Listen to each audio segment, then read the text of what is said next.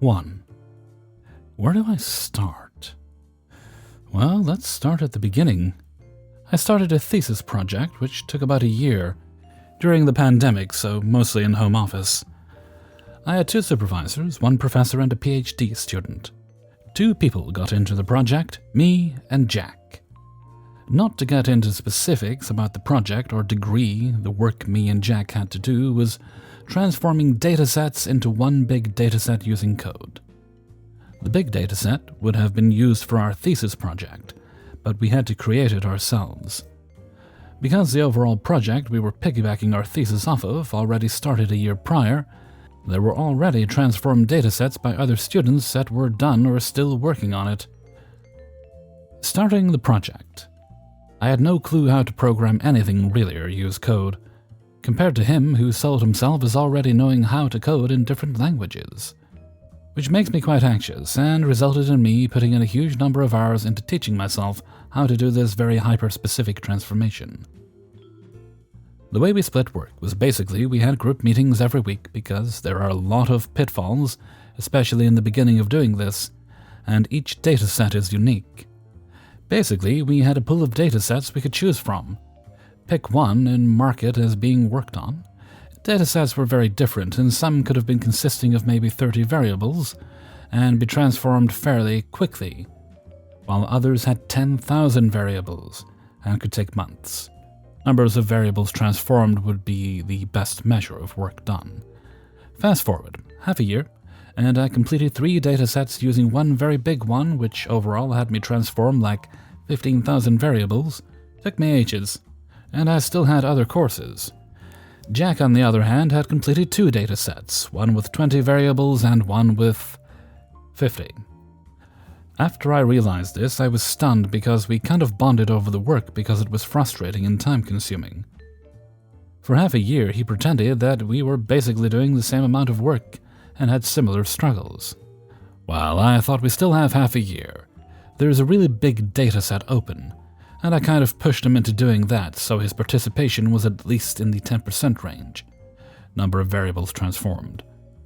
I continued to do small to mid-sized datasets, as I was not ready to provide the datasets for both of us, especially with how much work it took.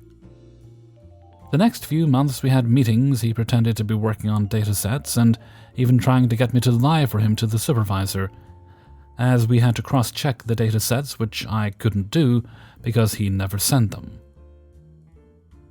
On the other hand, when it came to other issues with the project, he always asked to do things together, which resulted in only me doing them. When I wanted something from him, simple, quick things like one line of code, it would never arrive. Still hasn't. At some point, I got very suspicious and started investigating. We had a common drive for the project, in which you had to consistently add or change stuff when you worked on datasets. I could look into his past edits and realize that he has not been working on the big dataset, even though he was known claiming to be done with it. I am not a snitch, and am still not. However, after discovering this, I changed how to deal with him. First, I started mentioning things like why hasn't he uploaded the datasets that have been done for months? Or why am I still not able to check them? Instead of privately asking him about it, which is what I have been doing since the beginning, but he would always find excuses, which I ate up. Well, after some passive pushing into that direction, the supervisors finally realized he had been lying for the past year, and hasn't done shit. Honestly, I expected him to be kicked out right then and there. However, he is good at talking and finding excuses, as I was the prime example of it working. While I wasn't there when they had a talk, I think they made a deal that he had to finish a certain number of datasets before the time is up. Surprise, he can actually do it if he wants to. Turns out he finally figured out how difficult it was, which was evident during the group meetings. Lots of questions and pitfalls that one encounters while doing this. To summarize up till this point, he basically lied for a year to me and others. Even after now finally doing datasets, he did maybe 10% of what I did. The data phase was over, and now came the part of combining them and writing the thesis about it. Turns out, after having dealt with this stuff for over 400 hours, I became pretty good in handling datasets and understanding them. Jack was allowed to continue, and moving forward, we had to combine the data which was transformed by at least 8 different people, which, as suspected, came with a lot of issues. Our supervisors, I guess for me to push him through the project, suggested we do it together, which isn't going to happen. I said that it would be faster if we do it separately, as I could plan my time better, but if we have questions, we could help each other. Sure thing, buddy. Our supervisors were very hands-off, which is the only reason he got away with it that long, and at this point. He could not complain to me about not wanting to work with him, as everyone knew by now that he was a liar and lazy. He knew it, I knew it, so I could always politely turn him down on any requests. Combining the data was a shit show. Everyone transformed their datasets somewhat differently using different code, tons of novel issues, etc. However, due to me now being pretty proficient in this after doing another 100 hours of work to put it together, without data loss, double-checking, everything was a lot more stuff that's very specific, I finally had the final dataset. I knew Jack would never get to this point after finishing it, plus we had to create slightly different datasets, which gave me the perfect excuse not to provide him with mine. Jack in the beginning asked some questions on how to do it, which I gave him general answers to, but the questions also showed me that he hasn't even started yet, and is still betting on getting my work and using that. Jack also had to continue transforming data because of his lying, and I have been determined for months not to help him or provide him with anything, and to do everything on my own for myself. During the group meetings, I first pretended to struggle, and not being done yet, he always offered to help, which I knew he couldn't give. I always said, yeah, sure, and did not follow up on it. After asking a few more times for my data, which I either never replied to, said it would take a week, or just give him tips on problems he faced, he realized he was never going to get it. Fast forward. We write our thesis, I continue to not help him with anything, keeping to myself. We get our grades, he asked me if I passed. Of course I did. But guess who didn't? Yes, Jack. He sent me why he didn't pass his thesis, and surprise, surprise. If you have no clue what you're doing because you barely worked on it, you fail. He asked me for my help in revising his thesis. I said sure, I could look at it, but I was on holiday for 2 weeks, and said I could help after. I obviously never intended to. We never spoke again. The end. 2. I've had a lot of issues for years with one of my neighbors parking their cars in my driveway. To be very accurate, it's not their cars but people visiting them, typically family. His father in particular is very annoying and also particularly indifferent to my complaints.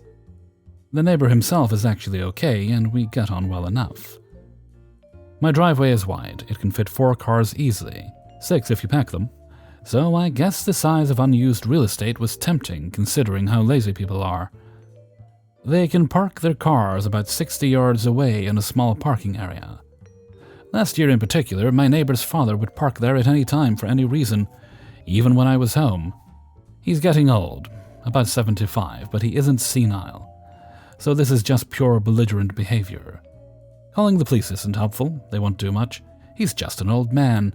It's private property, we can't tow the car. You have to get it towed at your cost, etc. In general, this isn't a problem they're very interested in, and I am not keen to really push it that far. But he parks there because it's a shorter walk, and it's how we did things in the old days. Well, last year crossed some lines, so I did get a sliding gate installed this year. It's a really solid one, commercial grade, on rails with steel bars. I didn't really want this gate, but given my driveway is quite wide, this is the one they had in stock, and waiting for the right one would take weeks, and I was just about done with the constant annoyance. In fairness, whenever I call or text my neighbor, they'd come and move the cars, but it was annoying as hell. Well, it's Christmas 2022, and we went to visit friends. Last year they were at our place, so this time it's their turn, but I did forget to close the gate. Well, one thing worth mentioning is that there is a switch on the wall. This switch closes the gate. You push it, it closes, but it won't open it. To open it, you need the key, the remote, or to open it from inside the house with a code. and it's December, so it gets dark around 4:45 p.m. Around 5 p.m., I get a message from my neighbor. Actually, I get about 10, and then a call. He is in a panic. I checked my video system to see what is going on. What I see there is absolutely glorious in its splendor. His father parked there about 2 p.m. Then, around 3 p.m., some other family members came in 2 cars. Around 5 p.m., dark outside, a 4th car with guests pulled in, and obviously looking for a light, someone pushed that button and the gate closed. We won't be back until Tuesday. The phone call was hefty, but I just had to be direct and tell them that they knew not to park there and they did so anyway. Probably one of them will make the 4-hour drive to where we are now to pick up the remote and then drive 4 hours back on Christmas Day. I don't even know if this is revenge, as they did absolutely everything by themselves, but it sure feels revenge-like to me right now. I later had a phone call with the neighbor, not the dad, and it seems that he too has been incredibly frustrated and had more than one fight with his father in particular. It's he who gets my messages or calls, but it's his family who do the parking. Last night, he refused to give them a lift home, forcing them to order a taxi, which is quite hard here, as we're in the boonies and it's Christmas. He now hopes that this finally teaches them to cut it out and walk the 50 yards from the shared parking to his house. For those who might be saying refuse to budge, it's tempting. But this is a rural community. I don't want to be the butt and have people in the local restaurants refer to me as that guy who called the cops on an old man or denied people access to their cars in a rural area for 4 days. It just won't sit well. They will get the remote, but they have to come to me, and my neighbor will give it back. People can be dumb, but they're not so as to turn a minor and petty squabble into a full-blown neighborhood war. 3. When I was at this job, everyone was kind and nice, and they were just a great team. We had a chill management team apart from one, Judith. Judith loved writing people up and making our lives hell.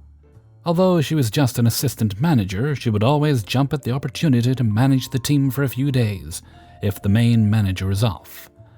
Bob was an easygoing person. You wouldn't really see him that often, but he was overall chill. Now, we could always handle Judith, as any complaints and write-ups, etc. that she processed had to be approved by Bob, or the regional manager, Joe. Joe was the coolest guy ever. He was super fucking rich, too. His wife was a realtor at a massive company. She was the COO, Chief Operating Officer, at it, and she was super nice, too. Back to Joe. He wasn't just a chill manager, he was also a really great guy. He would bring us all out for beer, department with 30-plus people, on someone's birthday, and would approve basically any vacation requests if you were on the right side of him, and overall he was just a lovely boss. Now, my job was a pretty important tech job. I was in a sub-department with 4 or 5 people. We made sure that the major systems, product inventory system, point-of-sale system, website, etc., were up and running, and we controlled the servers that were connected to them all. What we didn't manage was the employee systems, email, ticketing, employee portal, etc. That was another sub-department.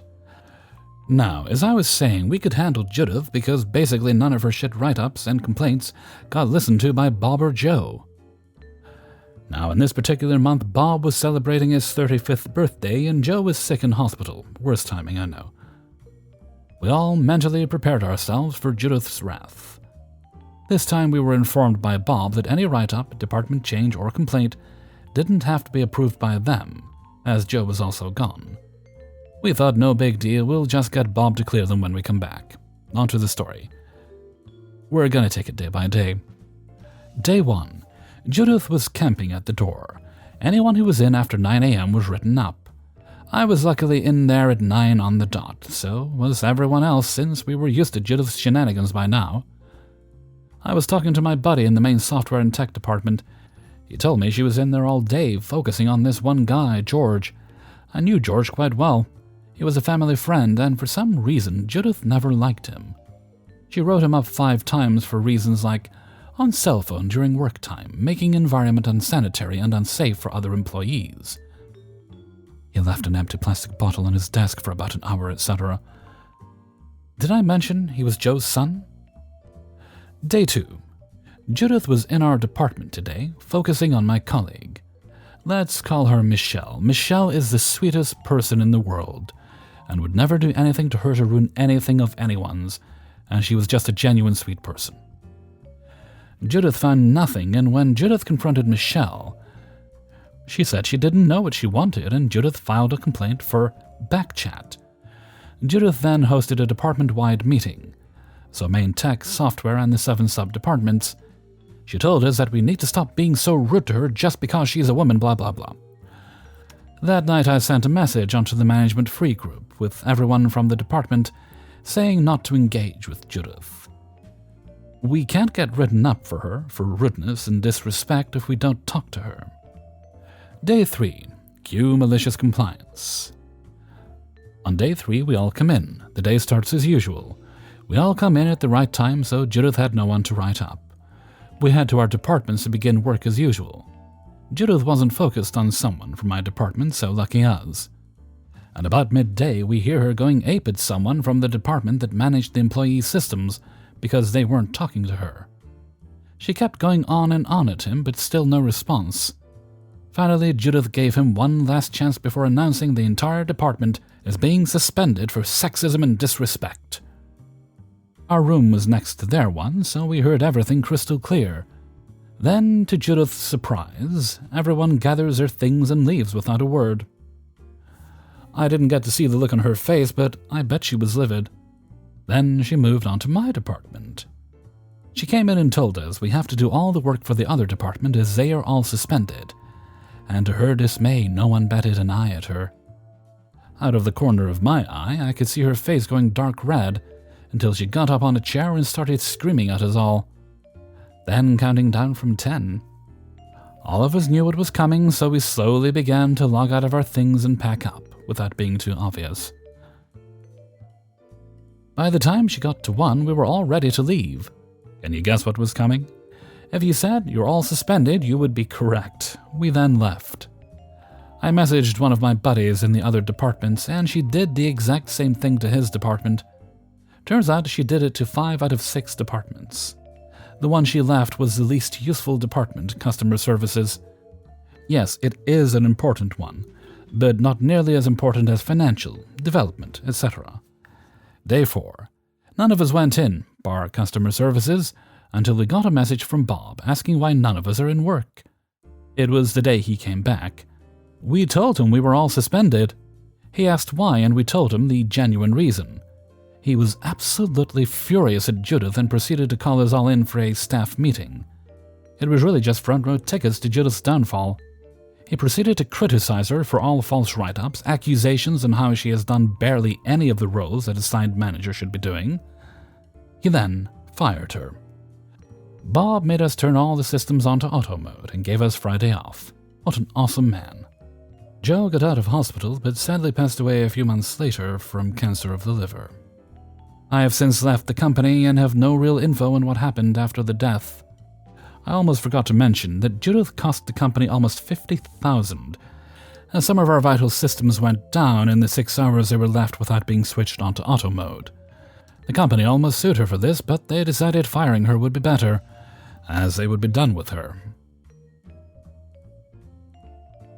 4. My buddy Steve has worked at a small business for over 10 years. Most of his time there has been pretty alright, but recently, it has become a remarkably worse place to work. Steve is the most senior employee outside of management, and by far the most productive. He's always training new hires, working extra hours, helping other departments, you name it. Pretty often, Steve will come in for a couple of hours on his day off to take care of backed-up paperwork and general housekeeping of his department. This does wonders for keeping the department running smoothly, especially when they are busy. Management knows about this and approves.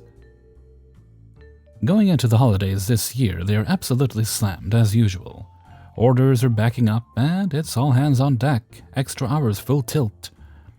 After another 60-hour work week, Steve has a couple of days off, On his second day off, he decides to go into work for a few hours.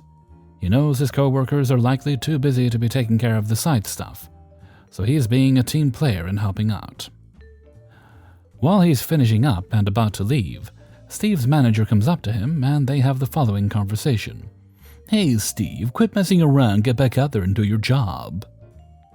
Steve replies, "Hey manager, sorry, it's my day off. I'm not scheduled to work this shift. I'm just helping out, leaving in like 5 minutes."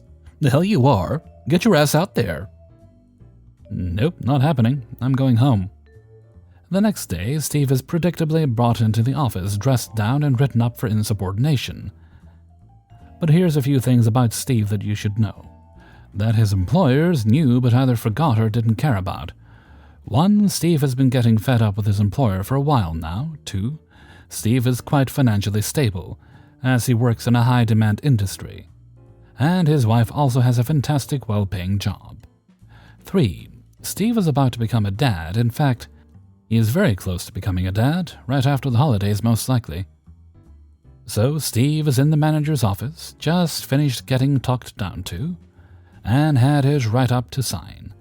Steve signs his write-up and hands it back, along with an envelope with a short letter inside. "What's this?" manager asks. "My 2 weeks' notice." Cue the backpedaling, manager's apologetic, asks for Steve to at least finish the holiday rush.